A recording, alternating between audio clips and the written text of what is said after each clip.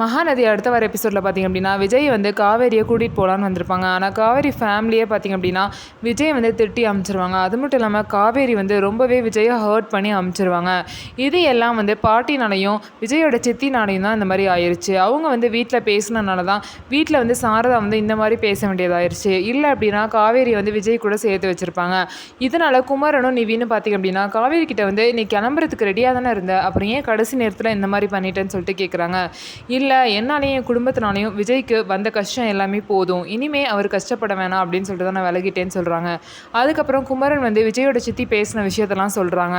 அதனால தான் வந்து இந்த மாதிரி எங்கள் அத்தையும் காவேரியும் இந்த மாதிரி நடந்துக்கிட்டாங்க அப்படின்னு சொல்லிட்டு குமரன் வந்து சொல்கிறாங்க. உடனே குமரனும் நிவினும் கிளம்பி விஜய்கிட்ட இந்த விஷயத்த சொல்லலான்னு போகிறாங்க. காவேரி பார்த்திங்க அப்படின்னா அதை தடுத்துடுறாங்க. என் வாழ்க்கையை நானே பார்த்துக்கிறேன் அப்படின்னு சொல்லி முடிவு எடுத்துடுறாங்க.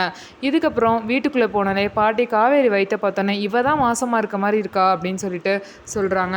இதை கேட்டு காவேரி பார்த்தீங்கன்னா பெசானி இரு பாட்டி அப்படின்னு சொல்லிட்டு போயிட்டாங்க. அதுக்கப்புறம் பார்த்தீங்க அப்படின்னா காவேரி வந்து விஜயை ரொம்பவே ஹர்ட் பண்ணிட்டு இருக்காங்க. ஒழுங்காக ஒரு முடிவெடுக்காமல் இப்படியெல்லாம் பண்ணுறாங்க.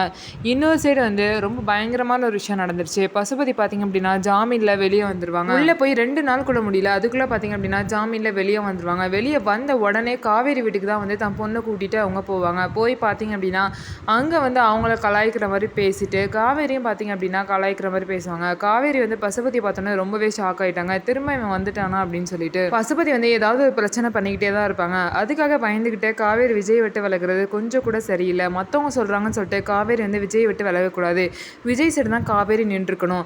என்ன பண்ண போகிறாங்க, விஜய் வந்து என்ன முடிவெடுக்க போகிறாரு அப்படிங்கிறத பொறுத்திருந்து பார்க்கலாம். நம்ம வீடியோ உங்களுக்கு பிடிச்சிருந்தா நம்ம வீடியோவை லைக் பண்ணிக்கோங்க. அதுக்கப்புறம் மறக்காமல் நம்மளோட சேனலை சப்ஸ்கிரைப் அண்ட் ஹைப் பண்ணிவிட்டு பாருங்கள்.